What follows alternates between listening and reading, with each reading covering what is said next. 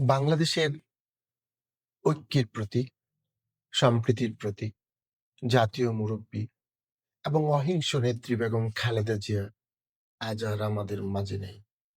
ইন্না লিল্লাহি ওয়া ইন্না ইলাইহি রাজিউন। আমরা তার বিদেহী আত্মার মাগফিরাত কামনা করছি। আপনি জানেন কি?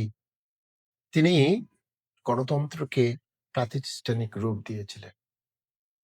মুক্তিযোদ্ধাদের সম্মান, অধিকার এবং ভাতা প্রাপ্তির জন্য মুক্তিযুদ্ধ মন্ত্রণালয় নামে নতুন একটি মন্ত্রণালয় প্রতিষ্ঠা করেছিলেন।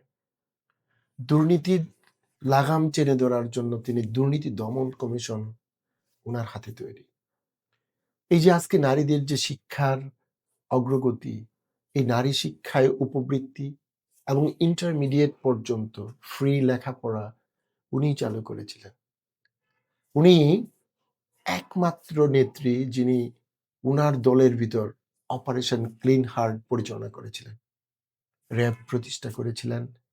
তিনি সবসময় একটা কথা বলতেন, দেশের বাইরে আমার কিছু নেই, কোনো ঠিকানাও নেই। আমি এই দেশ ছেড়ে, দেশের মানুষকে ছেড়ে কোথাও যাব না।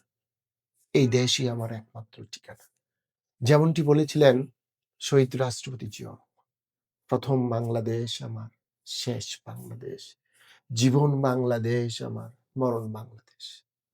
সেই প্রিয় মানুষটি 1981 সালের 30 মে মৃত্যুর পর দল মত নির্বিশেষে গোটা বাংলাদেশ দাঁড়িয়েছিল তার কফিনের সামনে। ঠিক তেমনি আসুন আমরা সবাই আমাদের প্রিয় নেত্রী, দেশনেত্রী, আপসহীন নেত্রী, 3 বারের নির্বাচিত প্রধানমন্ত্রী বেগম খালেদা জিয়ার কফিনের সামনে আগামীকাল হাজির হই।